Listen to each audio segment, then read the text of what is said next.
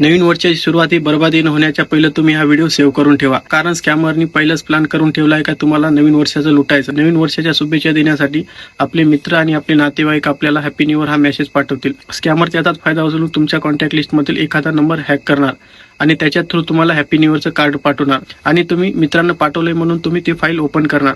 जसं तुम्ही त्या फाईलला ओपन करणार, समजून जायचं का तुमचा पूर्ण मोबाईलचा डाटा त्यांच्याकडे जाणार आणि तुमचं अकाउंट खाली होणार. कोणती पण फाईल तुमच्या व्हॉट्सअपवर येईल तेव्हा तुम्हाला चेक करायचं आहे, त्याच्यावर APK हे लिहिलेलं नाही पाहिजे.